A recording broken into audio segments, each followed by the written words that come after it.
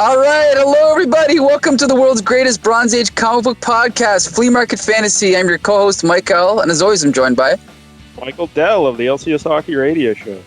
Okay, so before we jump into what comic we're doing, I have to just let you know I am calling you from inside my car, boiling to death, parked in an empty parking lot down at the river in Windsor, Ontario. Okay. You live in a car down by the river? Yeah, that'd be better than what I'm doing right now. So, right, I don't know if you know this, I don't know if you hear about this in your parts of the woods, but we have the Windsor International Film Festival going on right now, and I don't want to miss, any of these movies. So, because of COVID, we're actually in a drive-in. So, I've got my car parked here, front row, ready to see a movie at 7:45. But to get a good seat, I had to get here at 5:45. So that's why I'm here now. So you're in an empty driving lot, Yes. parking lot, in the first row. No other cars around you. No other cars, none. But I had to be here just in case, right? Just to get a good spot. What movie will you be watching? Well, I'll have you know it's a movie called Promising Young Woman. You ever seen it, Mike Dell? I've heard it.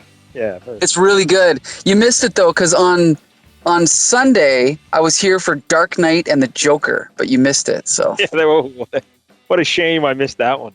What a shame. Exactly. But, all right, Mike, well, Godspeed to you and your drive-in adventures. Woo. But what book did you pick this week? Because it was your pick. That's right. Well, you know me, I like to tie into all these superhero movies that are always coming out. So this week we're going to be reading Suicide Squad, number, 17? 1988. Yes, 88. And why did you pick this issue? We've had this problem in the past. Why did you pick this issue? Good question. So the reason I picked this issue is because I've already read the first 16 issues. So it's like, hey, might as well read number 17, right? So that's why. That was an unfortunate decision. Just because like nothing happens in this. Like the Suicide Squad themselves do absolutely nothing in this book. Yeah, you could argue that. Yeah. It's not an argument. It's a statement of fact. They do nothing. That's true. You see them standing in a couple panels. That's all they do. Yeah, I noticed that. So, yeah, probably not the best book if you're going to get an introduction to Suicide Squad. But let's talk a little about the Suicide Squad. Because, Michael, I don't really like the DC too much. So I didn't realize they were back in the 80s. I thought they were newer than that. No, well, technically, they go back to the 60s or the 50s, right? The 50s, yeah. Technically, the first appearance was Brave and the Bold, issue 25, 1959, created by Robert Kanigher and Ross Andrew. How about that? That's right. Andrew. Now, have you ever read that issue? Because I went back and looked at it. Have you ever looked at it? Never read it. Is it only one issue, or was there a whole run of them? I think there was more, but I just read that first one. And it's a completely different thing. It's not... Right. Because tell the kids what the premise of today's modern Suicide Squad is. It's basically... a woman named Amanda Waller recruits criminals and sends them on missions that are too dangerous for anyone to go on, with the promise that they'll get a reduction in their sentence or they'll be freed or whatever. And then the guarantee they have is that they implant this thing in their brain, I think, and if they try to back out of the mission, they just hit a button and blow them up. Well, that's here in the issue we were reading today, in the early versions of it, they just had like a bracelet on their wrist, and it would blow off their arm. Oh. I guess they would bleed out after that. But what was I going to say? Shoot, I had something else. But yeah, so I like that setup. I like the premise. Oh, also another key detail of the setup is that they send these villains on these top secret missions, and if they were to fail and if they were to be found out, like if things would be disastrous and the mission doesn't go as planned, then the government could just blame it on a supervillain acting like, how supervillains do. It was just a random supervillain attack. So I think that's a nice detail. So yeah, I like the premise. I like the setup. But the original Suicide Squad back in 1959, it was like I think it was set in World War II, I think. Or maybe it was the Korean War. I don't know. But anyway, he was a fighter pilot guy named Rick Flag, who we'll get to that name in a bit.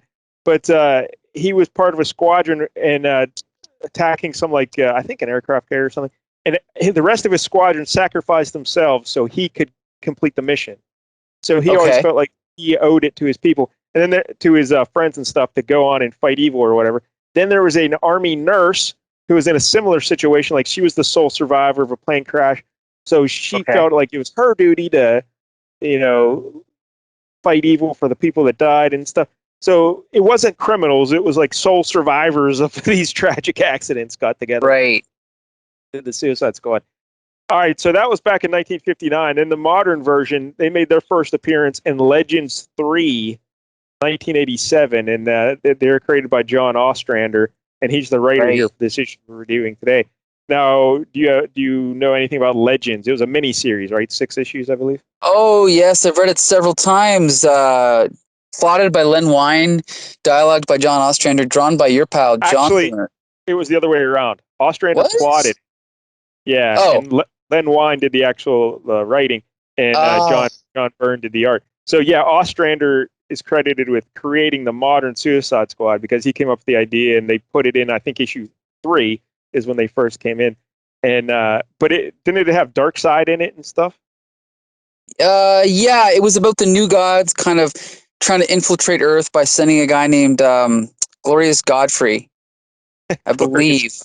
Yeah, to try and kind of like it was all about like manipulation and like like cultism and all that, like manipulating crowds and all that, and getting people to turn against people and stuff. From what I remember, Seems like a weird way to introduce the Suicide Squad. It was very weird. It was also the series that introduced the new Justice League, with like Captain Marvel and Guy Gardner and all of them, I think. So the ones based in Detroit? No, that was right before that, actually. Speaking of Detroit, I can see Detroit from where I'm sitting. But anyway, back to the comic. Okay. There were, in that original Legends 3 appearance, there were 6 members of the Suicide Squad. Can you name them? Oh, geez. From memory? Okay, from memory. Was Nightshade one of them? Incorrect. All right, you're already out. I'm already out. We're looking for Rick Flag. Okay. Enchantress. Yes, I knew that. Deadshot. Okay, I knew that. Captain Boomerang. I knew it. Bronze Tiger. That's the one. Yep, I knew that. and Blockbuster. See, I wouldn't have known that one. And Blockbuster. So I got 5 out of 6. Okay. Blockbuster dies on that mission. Okay.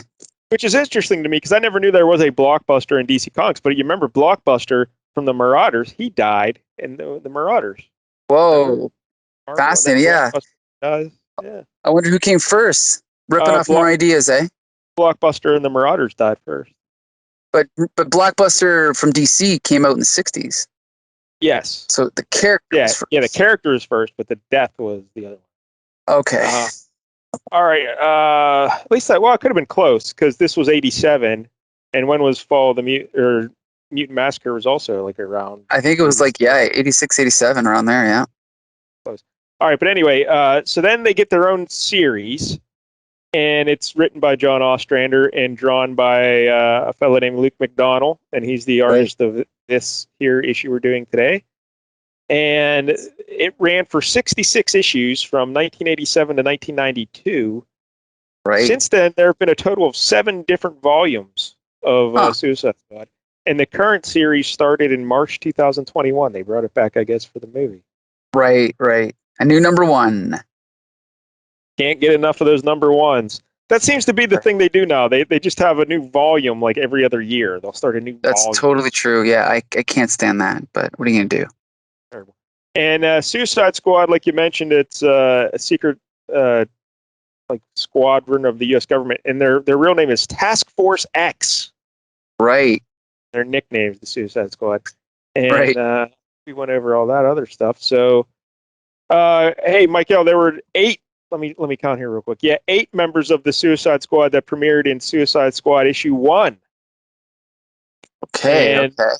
We got the Rick Flag, Enchantress, Deadshot, Captain Boomerang, and Bronze Tiger. Those same 5 came back from Legends 3. But they had 3 new members. Do you know those 3 new members that were in issue 1? Was it Nightshade? Incorrect. Okay. Was it Penguin? No, incorrect. It was not Penguin. Was it what's the girl's name? Oh, I can't remember her name. They're all 3 women. Oh, Black Orchid. Incorrect. Oh. All right, we're looking for Karen Grace. Karen with an I. And I'll talk about her in a minute. And then we got Plastique. Ah, don't know her. Okay. Even though I've read these issues, I don't remember her.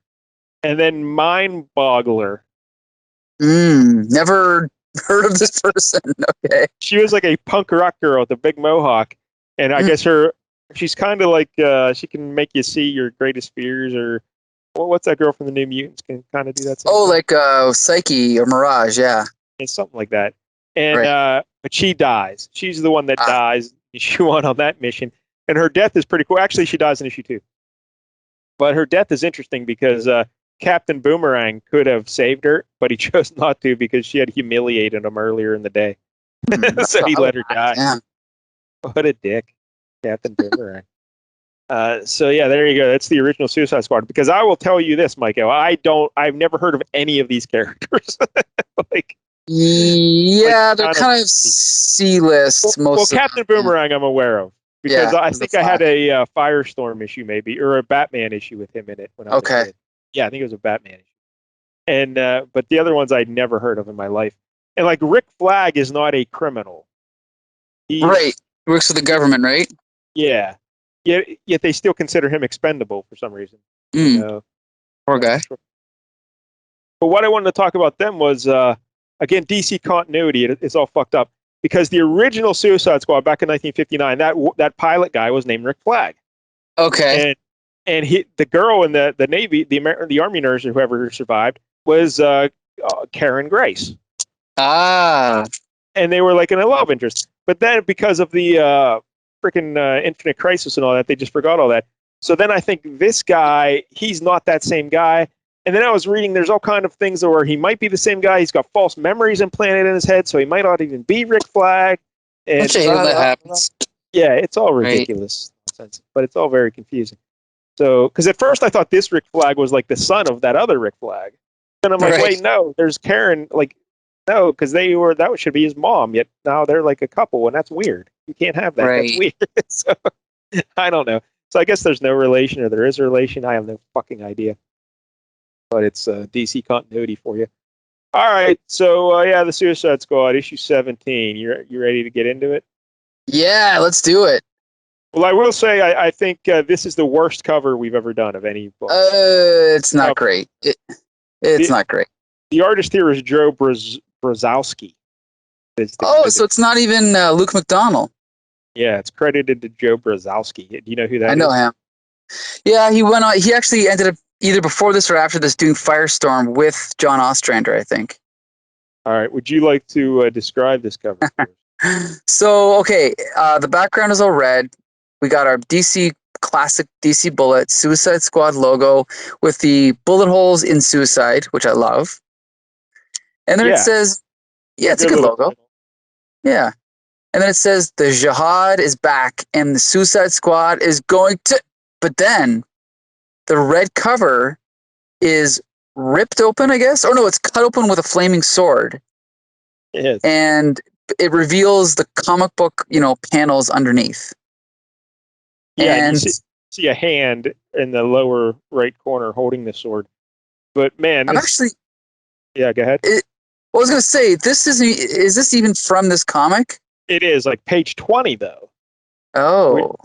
Which is weird. Like, because it looks like it's the first page below the cover. But and just the way the sword is underneath the cover, it's just terrible. And like it's fire, but it's not burning the other pages. But just the design of it is so awful. Like the bright red, and then you just have this big blob of yellow fire right in the center of the cover. Right. It hurts to look at. It is not pleasant to look at. No, it's not great. It's not great. And like, so you're telling me the cover that he's cutting is normally it was just going to be an all red cover? Yeah, you're right. I mean? Like that is just terrible as well. Like it's pretty shitty. Yeah. I get what they're trying to go for here, but it did not work. No, I agree. But again, good looking out there, Michael, picking this issue to read. Yeah. And then in a couple years, we'll do number 18. All right.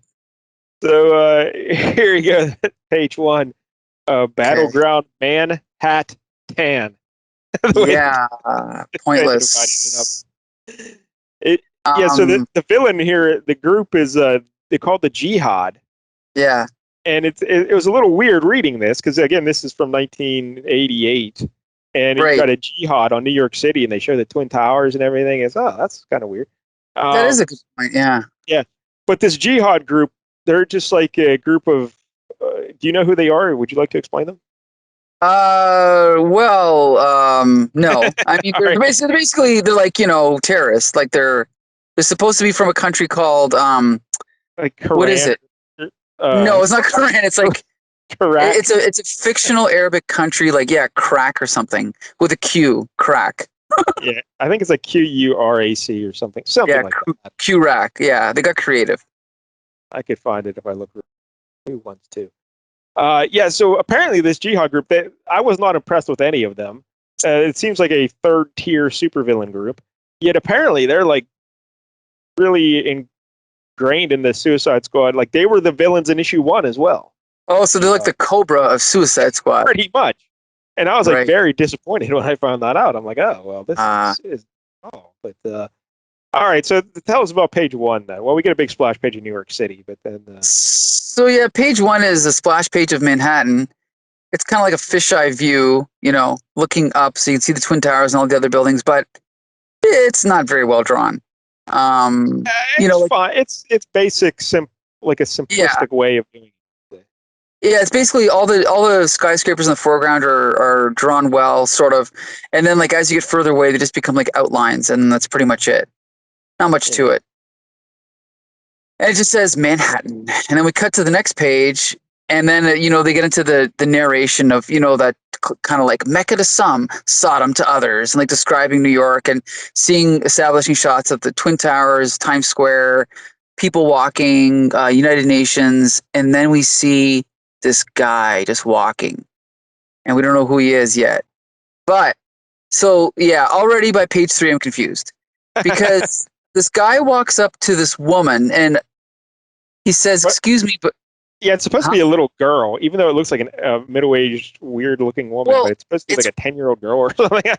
It's weird because like the first time we see her, it's just is that the back of her head? Yes, it's just hair. We just see hair. And the guy's like, "Excuse me, but are you okay, miss? You're not lost or something, are you?" And then he bumps into a guy, and the guy's like, and then he's like, "Excuse me, do you mind not running up my backside? What the hell what do you do standing there, jerk, trying to get a date or what?" So they're arguing. So then the first guy punches the second guy. Then we cut to a smile of a person who we assume is the guy from page 2, who's like orchestrating all this somehow. Well, so it's the little kid. It's the it's the girl. Yeah, okay, so I guess it's the girl, even though she's like wrinkles all over her face. And then so they're fighting, and then people in the crowd are watching, and then the people in the crowd start arguing. Then they're punching. This guy punches a woman in the face, wham. And then by the bottom of page 4, everyone on the street is fighting each other. Crack, wham, pow, thud. And then we cut back to a close-up of this girl, this redheaded girl, just like she comes from Northern Ireland and all her family died in the Troubles. All she has is hate, a hate felt for the entire world, a fierce, exultant hate, and her talents. She is not quite 10 years old. Look at that picture of her. That looks like a 50-year-old midget. No offense, but or a little person, I guess I should say. But yeah, that does not look like a little kid. It looks like the Fabulous Moolah. If you remember, you're right. Yeah, I remember her. Your lady wrestling from the 60s, 70s, and 80s. The Fabulous Moolah. So she's like laughing, ha ha ha. And then I guess she has a power that can manipulate people and make them do stupid shit. Right. So then we cut over to a subway station, and we see like an old woman. I guess it's just waiting at the subway. But then we cut over to this guy. And I guess he's supposed to be Middle Eastern. And he holds up his finger, snaps his fingers, and like this little bit of fire comes out, and he creates like a little fireball. Then he just throws it at the woman's face and like burns her face, I guess. What's a guy? Then, it's not the woman. Oh, it's the guy. Okay, yeah, you're right. It's this old black guy. So he's on fire, and then I guess it spreads to other people, and we see like a bunch of people on fire in the background. Then I guess he lights the driver on fire of the subway. There's a guy behind a window with a label that says driver. Driver, yeah. But I don't like how they did that because they have they have the bad guy on the right side of the panel in the first panel, and then he's on the left in the second. That's not how you tell a story. Yeah, I have much to say about this art. No, well, not a lot, but yeah. So then now they're all on fire. Swoop, and now the whole subway car is on fire, and then like there's an explosion, glasses everywhere, and then it cuts to the bottom. These are all silent panels, by the way. It cuts to the bottom of page 7, and and then it's the narration's like, "This is Agni," or Agni. I guess it's Agni. I don't know. So then we cut to the United Nations. We see like a security guard standing in front of United Nations, and we see this guy come up behind him and kind of like choke him with like a wire, chokes him, and then the security guard falls, and the guy's like, "1,000 years more, O Kali." And then he leans down, and he hits this button. What is this? It looks like a Pez dispenser, but it's like I think no idea. Yeah, I think the guy's supposed to be dead, but it's almost like he's kind of like reviving him to be like this automaton, because now the guy's like standing there with like his head kind of like fallen over as if he's like either asleep or dead, yet he's still walking. Like a zombie. Like a zombie. Like a zombie. So then the terrorist guy's like, "Kosh Hai, are you receiving? Do you remember what to do?" And then the zombie's like, "Finish here, meet at Times Square. Good, here's your bag. See you soon."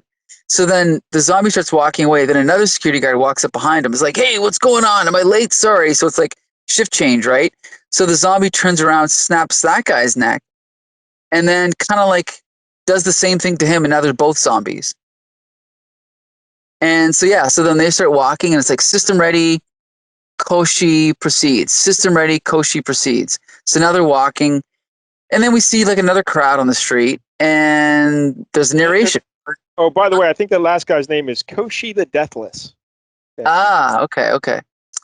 So then we see this woman on the street, and the narration's like, "Her name is Jaculi," and we see this like well-dressed woman, like in like a miniskirt, throwing like a javelin, and she throws it into this crowd and impales this guy. And he's like, "Yeah!" And then he explodes.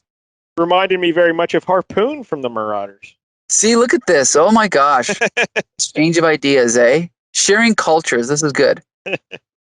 So then this woman's like running through this crowd. I guess she's throwing javelins and causing all these explosions, because there's like 3 explosions. Boom, or badoom, boom, foom. And then she's like, "Taste America, taste what you did to my country." So yeah, there you go. So then we cut to the World Trade Center. Ooh, prophetic. And we see this guy. Okay, yeah, again, like this is so weird. So this guy gets into this elevator, and he has what looks like almost like a big remote control or something, or like an Atari controller. What kind of? And this like ghostly person comes out of it. See, and I don't know who the guy is with the box, but the person that comes out of the box in the first issue of a Suicide Squad, his name was Jin, DJIN. Genie, like right? Genie. But now it's a lady, and that lady is Mind Boggler, the one who is the Suicide Squad member who was murdered in issue 2. See the big mohawk? And the, right. Like, so now Jin is based on her for some reason, but I don't know why. Yeah, that is weird. We'll have to investigate further. So then he looks at the ghost person, and he's like, "Say my name." And the ghost is like, "Rustam." "Say your name." Ifrit. "State your mission." "Enter computer banks, wipe memory, disrupt trade, kill all I find, rejoin Jihad. I'll press the recall on your Homer when we want you. Prepare." So then he walks out of the elevator, and 2 other guys walk into the elevator. The doors close, and then you just see like a sound effect. Yeah! So they're screaming. It's kind of funny. So now, for the first time in the whole issue, we're on page 13. We finally see a member of the Suicide Squad. We cut to, I guess, the Lincoln Tunnel. We see like a traffic jam. And Amanda Waller. Who do we see? That's not Amanda Waller. Is it? Oh, this is. Oh, wait a minute. That's not Amanda Waller. That's just it's a bronze tiger. That's an African American man sitting I thought it was Amanda Waller. These are just 2 dudes driving a truck. Okay, we'll talk about the art later, okay? Because I thought this was Amanda Waller, okay? What a shot at Amanda Waller. Yeah, well. Not the truck. Anyway, hey, we need all types of people in these books, right? Anyway. Yeah, these are just truck drivers hauling a load somewhere, yeah. Okay. So why did I think that was a manhole? Anyway, okay. So they're driving this truck, and then all of a sudden, in the back of the truck, this monster rips open like the separation thing between. Wait a minute, are they in a truck? Yeah, they're in a truck. And then they again the same sound effect as before. Yeah, I guess that's what happens when you're scared. Yeah, and this monster, I guess, is called the Manticore or the Manticore. The Manticore rips through the like cab of the truck, and then like is all of a sudden on the front of the truck, throws the roof, and then like shoots its claws at the drivers of the truck, and then they blow up, and then it runs away. And I think right? he's shooting at drivers of other cars. Oh, other yeah, because you're right, because it's still standing on the green truck, so They're it's in the Lincoln other Tunnel. people. Right. But look at that art of like egad. But right before he shoots his claws, that panel right above it, where it's just his face and his hands. What are we doing here? It's bad. So then that thing blows up. He jumps down, picks up this green car, picks it up over his head, throws it. It blows up. Boom. And then he's like, "Haroo," like a wolf. Haroo, right? Yes. So now we get to see the Suicide Squad. Yes. Page 16. Right. Woo! Now the action can begin. Now we're at LaGuardia Airport, and we see... By action, you mean sitting around and talking. Yes. So we see Shade the Changing Man. See, I never heard of this guy. I just looked up, like, tell us who Shade the Changing Man Well, is. I don't know much about him, but he was created by Steve Ditko, and then he was revived by Peter Milligan in the 90s, but I don't know much about him, but I know doesn't he live in an alternate universe or another dimension called Meta? Yeah, I think he's from another dimension, and he in that little vest he wears, because his outfit, he's wearing this like old-timey swimsuit. If you remember, like what dudes used to wear in like the 1910s. Right. But it's bright red and it's got all this yellow stuff over. I guess that's some sort of advanced technology that lets him do stuff. I don't know, like change. I don't know. Can he change his body, or what does he do? I don't know. I'm assuming, but I can't remember.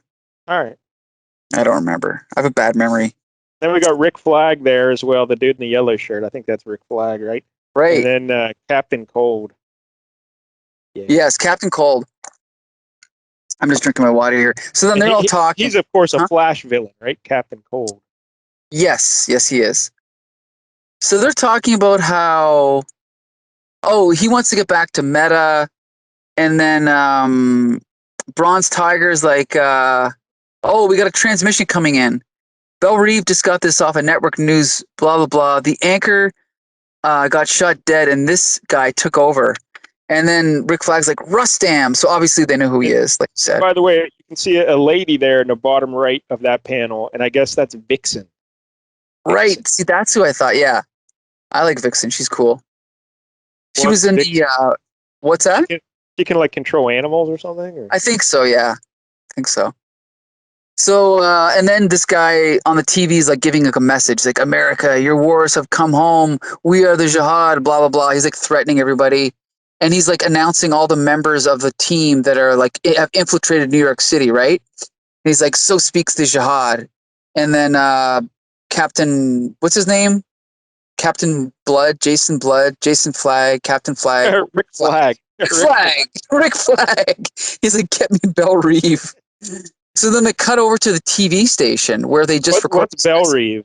What is that? Where Waller is? It's kind of like headquarters. I think it's like a super prison, as far as I know. Yeah, yeah. It's kind of like the vault of DC, as far as I know. All right. So why is he want to call Belle Reeve? Well, because I think that's where the Suicide Squad headquarters is. That's where they get their members from. As far as I know, I could be wrong. Yeah, no, that makes sense. That's right.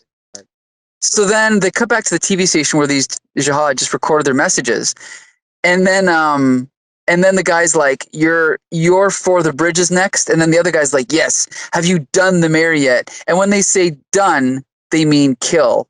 And then the guy's, I thought he meant have sex with. No, see, it's kill, yeah. So then the guy's like, no, the broadcast had priority. Do it now, then rendezvous at Times Square. And then he's like, a moment. Brap. And then you hear once again, people dying. Yeah! And then we cut to like this dead body in the foreground, I guess, of the mayor. I think those are just the okay, that's just the TV crew, okay. And so then the guy's like, does not the thuggy sect demand you bury your sacrifices. We have little time. With this, I need little. And then he throws. See, what is he? Oh yeah, I guess he creates an explosion. Hammer. I don't know. Huh? It's like a little pickaxe hammer. Oh, okay. And then he's like, yeah, the pickaxe head is a high explosive, detonates on contact. We thuggies must keep pace with the times. Yeah, I don't know what that means. I guess it's a sect of some sort of... Yeah, of the jihad or whatever. So now we cut over to... Now, this is Amanda Waller. This is Amanda Waller. Okay? And this is... So basically, Amanda Waller is telling Rick Flag to not interfere, and he's repeating back everything he's saying to her, but ignoring it, and basically saying, well, I'm going to do it anyway. And she's like, you're going to go ahead with this no matter what I say, correct? I guess there's not very much discipline in this little military unit, is there? Again, like the jihad was the people they faced in issue 1. And when they went into the mission they did, they killed some members of the jihad. So the jihad are out for revenge now. So that's why they're coming to New York, and they're tearing through New York City. Waller wants the Suicide Squad to come back to the headquarters. She doesn't want them to engage with the jihad. Right. She says, we'll have other people take care of the jihad.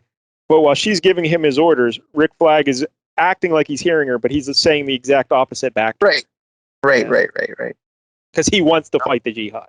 He's going to. Right. Okay, just a minute here. Get back to this. Okay, so then she's like, then do it right this time. Waller out.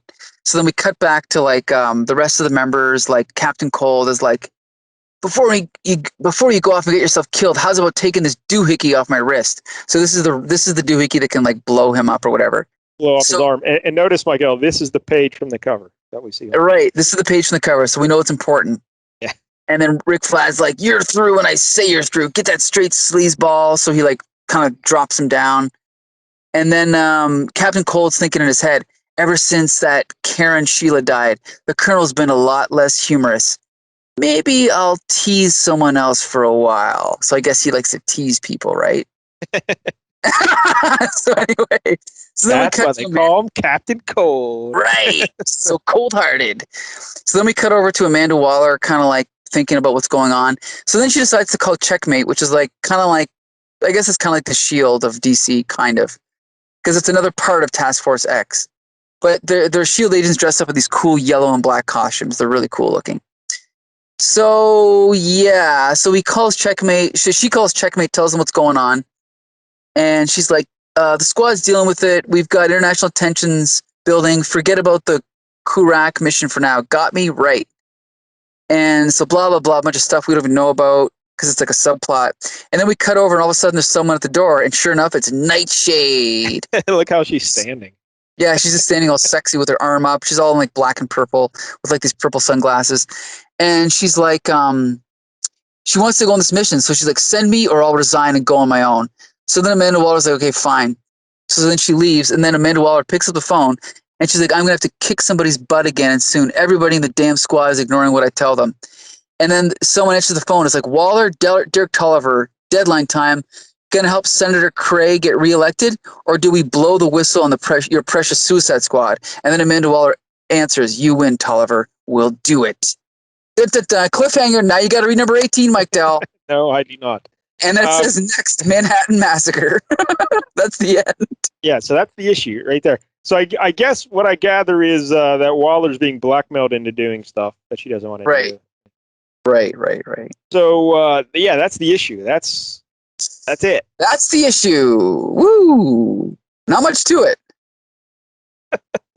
Not at all, actually. Because here's the problem. Because all that stuff with the jihad, I get that you want to show them tearing up through New York City and stuff. You could literally have done that in one page. We didn't need like 3 pages of each person attack. Like you could have just had one panel of them all going batshit crazy throughout the city. So yeah, it was just like nothing was going on for the first 16 pages. Filler. Just empty filler. You could say that.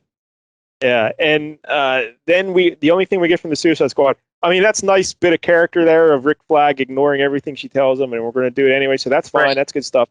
But yeah, like literally nothing happens in this entire issue. Yeah. Yeah, they just had to fill out the story, I guess. Yeah. Well, here's the thing. I've read some John Ostrander. For the most part, I think he's a good writer. This issue, again, nothing happens, but what's there is okay. Yeah, there's nothing like wrong with like the dialogue or the narrative. Like Right. it's fine, but it's just the Yeah. plotting is a big Right. issue here. It's like this It's should just, have been. Yeah, yeah. more should This have is happened within these 20. They took how many ever pages, 22 or whatever pages, to do something that could have been covered in 4 if they were really right. trying. Now we got to talk about the art. Yeah, well, Ah, let's talk a little about John Ostrander here first of all, okay. Okay. just Okay. to tell the kids. Born in 1949. I don't know Okay. where, but he was born in 1949. His first work at DC was plotting the Legends miniseries, which introduced Cool. the Suicide Squad, and it was written by Len Wein and drawn by John Byrne. So that was his first work at DC, was plotting that. And then he went in to write he wrote all 66 issues of the original Suicide Squad. Oh, All good. 66. Then from also in 87 to 1990, he did Firestorm the Nuclear Man, issues 65 to 100. 87 to 89, he did something called Wasteland, issues 1 through 18. What's Right. Wasteland, Mike? I heard. I don't really know, but I've heard of it. I think it's almost like a. I don't know. It's like a science fiction-y weird comic. That's all I know about it. He did the first 32 issues of Hawk World, Volume 2, from 1990 to Woo! You 93. know what that Then is, right? Hawkman. did we read one of those? No, we did Hawkman. This is Hawk World. This is post-crisis Hawkman. Yeah. Oh, okay. He went to Marvel then, and he did Punisher Volume 3, the first 18 issues from 1995 to 97. Oh, interesting. And from 97 to 98, he did the first 19 issues of Heroes for Hire. Cool. Guessing that was still Luke Cage and Iron Fist. And then he went back to DC, 98 to 2001. He did Martian Manhunter, issues 1 through 36. So he had some pretty lengthy runs on a bunch of stuff. Yes, definitely. Anything else we should know about John Ostrander? Well, only that if you Google Comic Book Syndicate John Ostrander, you'll find 1 or 2 interviews that we've done with him about Hawkworld, Suicide Squad, as well as his work at Valiant Comics. Wow, is he a nice fella? Very nice, very friendly. Yeah, he's a good guy. Absolutely. And he's got a cameo appearance in the new Suicide Squad movie. So he's the one near the beginning to give someone a shot. I can't remember who, with a syringe. All right, fair enough. Yep. And the artist here, Luke McDonnell. Luke McDonnell. Born 1959, so he's 10 years younger than Ostrander. He actually drew Amazing Spider-Man 219 in 1981. Which I recently reviewed on Here Comes the Spider-Cast. That's what I was going to ask. And how's the art in that? It's pretty terrible. It's actually better than this, but it's pretty rough, yeah. Because that's 1981. This is 88. So yeah, you figure. But anyway, he also did Daredevil issues 202 and 204 in 1984. And he had about a 33 issue run on Iron Man between 151 and 195. Oh, that's right. Yes, I forgot about that. 1981 to 1985. And I think he was drawing it when they made Tuffy Rhodes Iron Man. Like, remember when he took over as Iron Man? You mean James Rhodes? Rhodey. No, what did I call him? Tuffy Rhodes. Who's Tuffy Rhodes? That was an old baseball player. Oh, okay. Yes, James Rhodes. Yeah, he, when he was wearing the Iron Man suit, I think he was drawing some of that stuff. Right. And so then he went to DC and he did Justice League issues 245 to 261 from 85 to 87. So that's a pretty good run there. 16 issues. Then he did the first 24 issues of Suicide Squad. And then he did 8 more issues between issues 35 and 51. And that's from 87 to 91. And then I think from what I read, he went, now he's doing art for a toy company or something. He does their designs or something, or. Really? Interesting. But I guess during the Suicide stuff that he did with Ostrander, they introduced Batgirl as Oracle as well. That's right. I forgot she first appeared here. Yeah, that's right. Because the Joker shot her through the belly and paralyzed her, and so she's in a wheelchair. So in order to still fight crime, she started using her brain and her computer savvy. Yep. And became Oracle. All right. So what else about Luke McDonnell do you know, Michael? Anything? Honestly, not much, but I gotta say this art's pretty terrible. Pretty terrible. I mean, it's I hate to say it, but it might be some of the worst professional art I've ever seen in a comic book. I don't know. It has its moments where it's good, but then it has moments where it's shockingly terrible. And the one thing is the page layouts and the panel layouts are very boring, and he used a Right. lot of the same. Like I don't need crazy layouts, crazy panel Right. designs. I don't need you to be George Perez and all that craziness or whatever.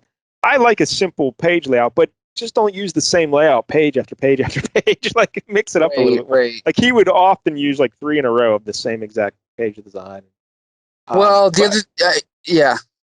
I like the page of that girl. What's her name? Jaculi, who can run real fast. Like there's a Sure. where she's like right big in the center of the page, and then Yeah. you have the vertical panels behind her. That's pretty cool. And oh, there's some other stuff in here that's not too bad. Well, But then, I'm trying to imagine that. Here's the thing. It's also the inks by, is it Bob Lewis? The inks are brutal. I think maybe if the inking was better, because I've seen Luke McDonnell work that's better than this. So maybe if the inker was better, it would just make it look more acceptable, you know? yeah, I mean, there's like I said, there's some good panels, but there's also just like the anatomy. The figures look stiff. The action's not dynamic at all. Like Right. that picture of Jacqueline was cool. Like she's dynamic in that one, but Right. otherwise it's not very good. Right. Perspectives tend to be the same in each panel from panel to panel. Right. Exactly. It's just very rudimentary stuff. Yep. I Yeah, agree. not the best. Not the best. No, not even close. So, but I looked through some of the other Suicide Squads, and the art's never great in any of them, you know. No. So, yeah, pretty let down by this. I got to tell you, Michael, pretty let down. This is my first experience with Suicide Squad. It wasn't a good one. Yeah, I mean, I knew it wasn't going to be good, but I had to tie it into the movie, right? So, yeah, that's why I picked it. Did you like It's not the great. movie? The new one was great. James Gunn for sure. Yeah, I loved it. The first one was terrible, though, right? Yeah, the first one was unwatchable garbage. Yeah. I This only one's much. saw like flipping through the channels one night. I saw it was on, and I was like, "Oh, here's." So I watched like 5 minutes. It was right at the very end when there's Sure. like some lady, like some big, crazy, like magical Oh, lady. yeah, villain. Enchantress. Yeah. Yeah, I guess. Man, I was just shocked at how bad like the dialogue was and the acting. Yeah, I was like, it's I'm out of here. complete shit. Yeah, I agree. Complete shit. Did you like the John Cena in the second one? Yeah, he was good. He was fine. He was funny. Could you see him? What's that? I asked if you could see him. See, I don't know John Cena references because I wasn't watching Oh, wrestling at that come on. point. Sorry. He always says, "You can't see me," and he puts his hand in front of his face and he like waves Okay. it. Yeah, I like The Rock, and my obviously I'm '80s guy for wrestling, but also I like The Rock and Mankind. But once that era kind of ended, that's when I stopped watching again. So Yeah, I hear you. John Cena. All right. Anyway, yeah. so that's the Suicide Squad. Anything else we should know about them? I don't know. Only that, yeah, no. I mean, all the other volumes, like I wouldn't even bother. I've read some of the follow-up volumes, and none of them are good, in my opinion. So, Do they ever this is get any probably as good better as it gets. characters? Because it seems like these characters are just terrible. Like Well, they get Harley Quinn. They get Harley Quinn, oh, and well, there you go. yeah, people like that. That's about it. Because these are like C and D level, villains. Right. Yeah, they don't really. I think the whole idea is that they always want them to be C-list in case they kill them, right? Yeah, because So. I did read they would introduce characters specifically just to die. Like they would Right. All right, so there it is. 1 out of 10, Michael. What would you give Suicide Squad issue 17? Considering the art is as bad as it is, I give it a 4. If the art was better, I might give it a 5. That's about it. Yeah, like literally, like nothing happens in this issue. Like it's just nothing. Yeah. It's and the art. I liked it. I liked some of it better than you liked. Right. All of it, I guess. But yeah, I think. Man, I'll go 4 as well, I guess. But Right. That's as high. That's being very generous. Very generous. Right. Not a good one. But we did our duty, right? That's how I look at it. All right, so next week, Michael, we got to get back into the 70s because we've been doing the 80s a lot lately. So Okay. I'm going to go 1973 Warlock issue 6. Oh, yeah. Warlock, which number? Issue 6. Awesome. Jim Starlin, I assume, right? No. Oh, shit. Okay. Starlin doesn't come in until we'll get into it next week. But Yeah. Okay. the numbering is very weird for this series. But Gotcha, Starlin comes okay. in like issue 9. Ah, Yeah, the artist here I think his name is Bob Brown. I know Bob Brown. I know his art. Not the greatest. Not the greatest. It's okay. But, Yeah. but this issue has Reed Richards turning into like a monster, almost like a big monkey, and we have Doctor Doom wearing a suit. Interesting. Huh. Yeah, I've never seen Doctor Doom wearing a suit before. Well, there you go. I'm looking forward to it because Warlock is on my agenda, but I was going to pick a Starlin issue, but I'll have to delay that now. But anyway. Well, because we did Starlin with Captain Marvel or whatever. That's right. Yeah. All right, so that's next week, and I guess that's it, Michael. But some news, Michael. Right before the show, I made some moves here, getting us out into the world. Making it more popular. So the Flea Market Fantasy Podcast will now be available on Amazon and the Audible platform. Say what? How's that possible? Because we're just big, movers and shakers in the world of podcasting. Yeah. And they reached out to me and they said, hey, can we get your podcast on our platform? Because, we're just Amazon. We're not really that big. And I said, sure, let's do it. And boom. So we'll be available on Amazon. By the time you're listening to this, Flea Market Fantasy. Wow. Well, hopefully we can help this Amazon company out then, right? Yeah, they're a small fledgling group. Interesting. And, all right. And really, it's not like they just sent this mass email out to just every random person saying, hey, do you have a podcast? Right. Come to our platform. No. They brokered a specific deal with us. Right. Good. That's good to hear. Well, at least we know that all this hard work's paying off, right? Yes. Give some more money to Jeff Bezos. Right. Woo, so we can avoid taxes. All right. So yeah, there you go, folks. Not only can you hear us on Stitcher, Spotify, and Apple Podcasts, you can also hear us on, what is it called? Amazon... Audible, I think. But Amazon Podcasting and it's Audible and all that other... It's all the same. Wow. There you go. And that's under Comic Book Syndicate / Flea Market Fantasy. Also available on Twitter, Facebook, YouTube, and the Comic Book Syndicate website. Each week we do a different Bronze Age comic. 1 week I pick, 1 week Mike Dell picks. So, until next Tuesday, disperse!